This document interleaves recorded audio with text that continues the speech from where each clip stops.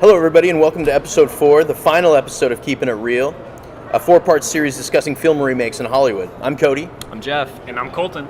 Today's episode will be discussing our definition of film remake and the business and economics in Hollywood.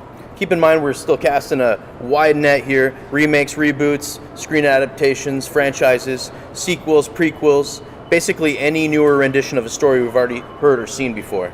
You know, at the core of things, it's maybe overlooked by a lot of people who go movie watching or even just stream movies at their home. But filmmaking is a business, and the film itself is the product. So no matter what, the most important thing for a production company is that they meet their bottom line, that they continue to be profitable from the films that they make. Definitely. Yeah, and their ultimate motive for making any film, whether it's an original film or a remake, is money. Like, they want to make money, they're a business, they want to stay afloat, they want to keep making films. And this leads us to remakes and how that kind of ties in.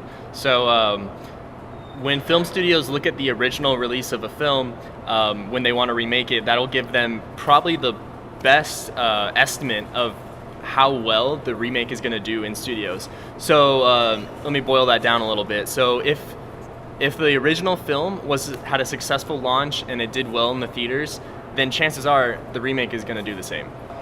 Now, contrast that to maybe an indie filmmaker who doesn't have the sort of money in mind, and that's probably not the reason he's getting into it. I feel like there's other avenues that people take if they're trying to get into the film industry to make money. Mm-hmm.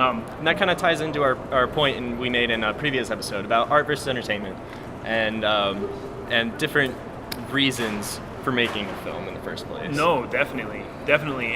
And with the indie market, it's particularly interesting because of that exact divide we talked about between high art and entertainment, where films that are shown at indie festivals are often considered high art just by virtue of being there. So it probably goes as no surprise to hear that companies like Disney are buying tributary companies, or buying smaller production companies, buying indie film companies, so that they can submit films to these festivals without putting their own label on it. Again, that's another way for a big production company to test the waters, to test what film's going to land and test which ones aren't. And overall, it comes back to that bottom line. Exactly. I think it makes sense. I mean, consumers are driving these trends by buying these tickets.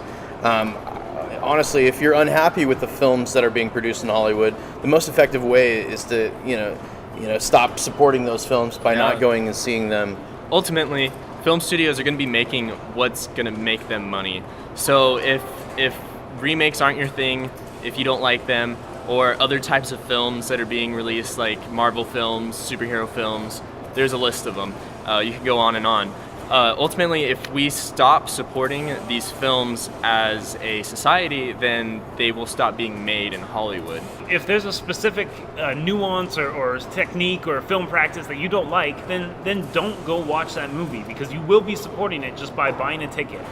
It's not as easy for all of us to get together and walk up to a film company or a production company and just say, hey, these are all the things we don't like about what films you've recently made and all of your business practices that we don't like. It's not as easy. There's too many people. It's a business. It's many people that make that up in the first place. Yeah.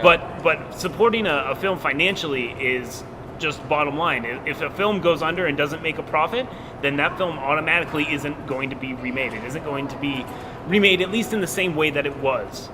It'll be rethought. Well said. The movie tickets that you're buying are like little voting ballots, and every time you buy a ticket for a movie, you're voting for that film to be successful. And ultimately, films are a reflection of our society. So if we want change to happen, then we as a society need that change to happen at our level. Definitely. Well, that concludes our 4-part series discussing film remakes in Hollywood. We want to thank everybody for watching. I'm Cody. I'm Jeff. And I'm Colton. And we're keeping it real.